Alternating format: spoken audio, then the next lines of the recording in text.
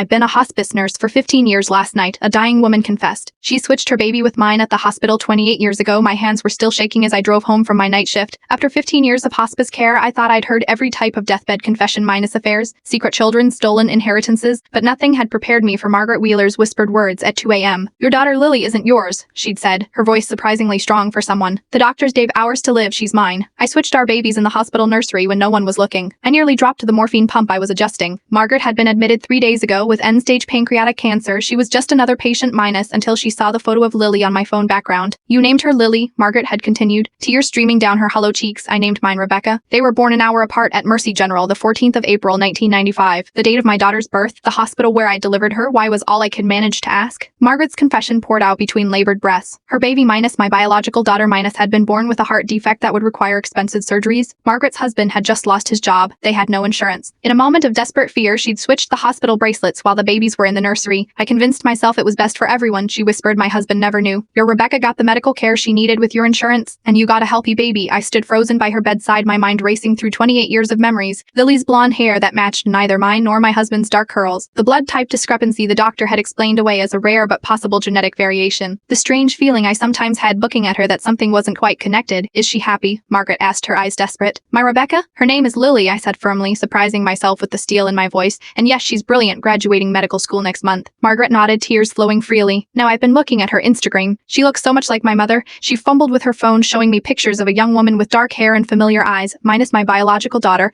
"Rebecca's an artist in Chicago," Margaret said. "She never knew she was sick as a baby. The surgeries worked. She's healthy." I found myself staring at the stranger who shared my DNA, trying to feel something minus anything minus beyond the shock. "I am not telling you this to disrupt your lives," Margaret whispered. "I just couldn't die with the secret. They both deserve to know the truth someday if you choose to tell them." She died 3 hours later. I finished my shift on autopilot, my world completely shattered. Now I am sitting in my driveway at 7 a.m. staring at my phone. Lily will be awake soon, studying for her final exams. My husband is inside making coffee, completely unaware that our family story has just been rewritten on my screen. Is Rebecca Wheeler's Instagram profile? My thumb hovers over the follow button. Does she have my laugh, my mother's talent for music? Does she feel some inexplicable emptiness that might finally make sense? I don't know what I'll do with Margaret's confession. Whether truth is always better than peace, whether biology matters more than 28 years of love and memories, but I do know that when Lily calls me mom later today, I'll answer without hesitation. Some bonds transcend DNA. Some truths can wait until I figure out what they really mean. The sun is rising now. I need to go inside and pretend everything is normal while I decide whether one dying woman's confession should change the lives of 2 daughters